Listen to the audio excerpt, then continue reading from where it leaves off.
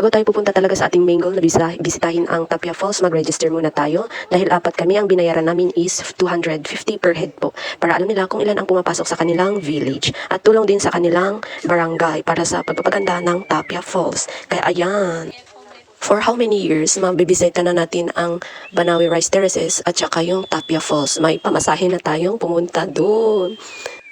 Tanghali na kaya dyan. Kaya ayan, nag-whistle tayo para lumabas konti yung hangin. Pretest yung mga kasama ko. Medyo may nakikita na tayo na hagdang-hagdang pala yan. Diyan pa lang sa bungad yan Wala pa tayo, hindi pa tayo naka 1/4. Okay. Kung may plano kayong pupunta doon, dito sa Banawe Rice Terraces at sa Tapia Falls, ihanda nyo yung mga tuhod nyo at ihanda nyo yung pangmalakasang tubig. O, diba? Nakikita nyo, pumasok ako sa may tindahan. Daanan yan, diba? Cool. Pag uwi nyo, bibili kayo ng souvenir. O, yan. Madami silang tinda. Dito nagsasalita kami ng salita namin na ayangan. Yung isang kapatid ko na ate, yung number 4 is nagsisiata na sumama na sa amin kasi iba ang pinuntahan namin. Akala niya walang ganito talaga na step-step kaya ayan. Sobra siyang nagsisi sa pagsama. O ayan yung kapatid kong number 10 number 10 and number 4. 4. Ayan yung masaloy ay number 4. Ako yung number 9. Siya yung number 8. Oh, di ba? Pero yung Huwag kayong magtaka, madami kami. yung ligament ko nawawala na. Yung tuhod daw nung number 8, number 9 is nag-i-screw na. Un-screw daw. Un-screw na daw agad-agad. Hindi pa kami nakakalahati.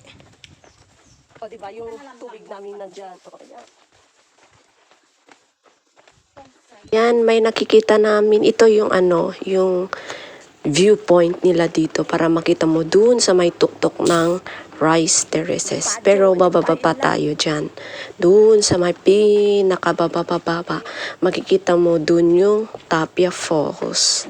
Kaya sumama kayo sa aming adventure dito sa aming probinsyang Ifugao. Pero yung Tapia Falls is located at Batad, Banawe, Ifugao.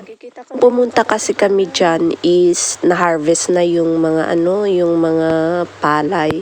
Kaya talaga ang sadya namin is yung Tapia Falls. Oh, sino pang may planong pupunta dito sa Batad? Mag-isip-isip ng 1, 2, 3. Kung gusto mo pang pumunta dito. Palakasan talaga ng tuhod. Pero success naman pag nandun ka na doon sa may dulo. Ay, dulo. Buti nilagyan nila ng ito, green, harang, para pag akyat mamaya is may panghawakan. Kaya pag akyat kayo mamaya, dapat nakatulog kayo ng ilang minuto para may energy kayong. Tapos, lagyan nyo na yung tubig nyo ng pangmalakasang malamig. Galing doon sa baba. Parang bibigay na ang aking tuhod. Pero madami pa ang ating aakyatin. Ayun. Nakikita nyo yung may space dyan. Dyan. Ayan. Papasok pa tayo dyan.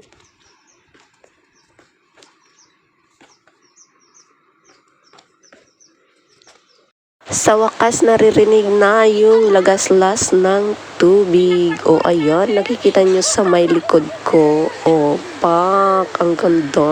Si number 10, i-prank natin. Photo, pero video. To be continued loading.